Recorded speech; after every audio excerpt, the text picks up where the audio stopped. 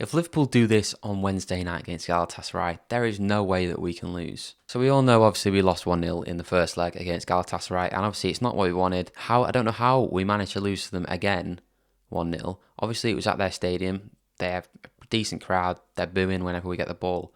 But the tactics that we played, the substitutions that we made, how we actually played football was terrible. We genuinely need to change it up for the game at Anfield. Now, I'm not sure how many people know this, but we've got a great advantage for the game at Anfield because no Galatasaray fans are allowed in the stadium. Now, I think this is due to the fact they were setting off fireworks in the previous games for the Liverpool players, and obviously just being really disrespectful. So it's a win for Liverpool because obviously the full stadium will be full of Liverpool fans. So obviously more fans getting to go to the game, which is a positive side as well. But also the fact that all the supporters will be cheering on Liverpool, so we've got the full crowd support. So nothing can really put the players off when they're actually playing. But this is the team and the tactics we need to play to beat Galatasaray. Now, obviously starting in net, obviously Alisson, unless he gets injured, then Mohamed, but there's no other reason why Alisson wouldn't play.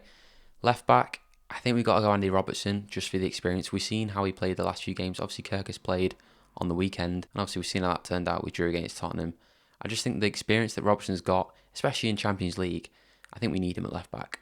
Now, centre-backs, I'd go Van Dijk and Konate. Obviously, we played Gomez against Tottenham because of how crap Konate was against Galatasaray last time. But I'm not sure on Joe Gomez at centre-back.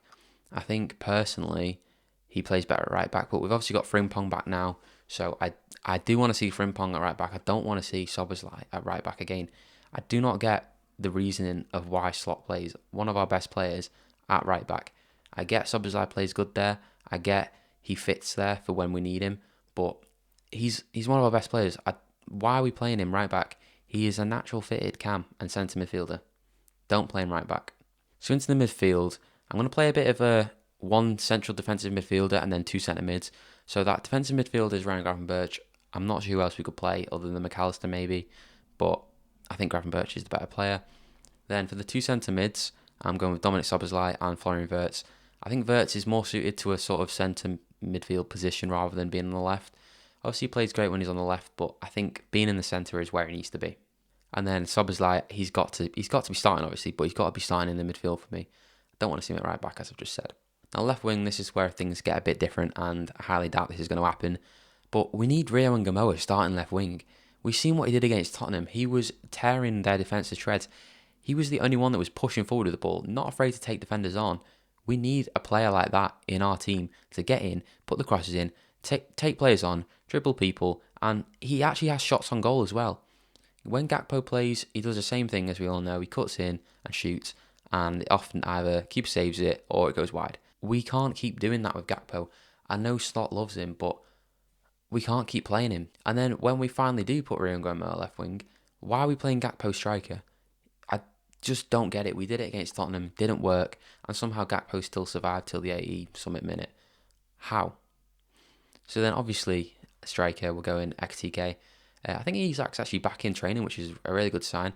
I'm really excited for Isak to get back into the actual game. I don't know if he'll be making a performance soon. Hopefully he will. But yeah, for now, Ekitike striker. Then right wing, I'm going to go Mo Salah. Obviously, the experience he's got in Champions League. He just needs to find his form a bit. I'm really rooting for him to get at least a few goals. On the weekend, he wasn't the best, but he only came on a bit late, to be fair. So we just need to see him play a bit more like himself. But in terms of substitutions that Slot makes, don't take off players that are playing really well. We've seen it with Rayon Gomo against Tottenham. He took him off in the 60th minute, and he was our best player. No reason why he should be taking him off.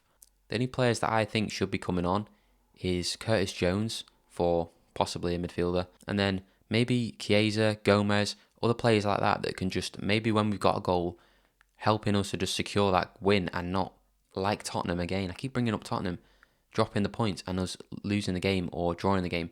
Obviously, we're 1-0 down already. We have to win this game. 2 goals to beat them already.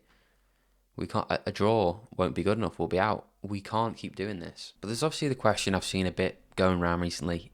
If Liverpool somehow did a miracle and won the Champions League, then does that guarantee Slot another sort of season with Liverpool? Because there's 2 sides to this. Obviously, you really want Liverpool to win the Champions League, but then Slot stays.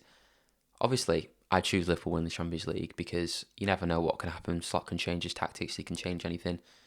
But it's getting to the point now. I feel like every Liverpool fan at this point is like something needs to change because his tactics that he's playing, the substitutions that he's making, they're just not working. And I want to see something different. But we've got a hard game even if we end up beating Galatasaray, so we need to just focus on beating them first. But let me know what you guys think and if you agree with me and your score predictions for the game on Wednesday. I'm hoping for at least a 2-0 because we shouldn't be conceding any goals. But yeah, make sure to subscribe if you're new and like the video. It really helps with the algorithm. So yeah, thanks so much for watching.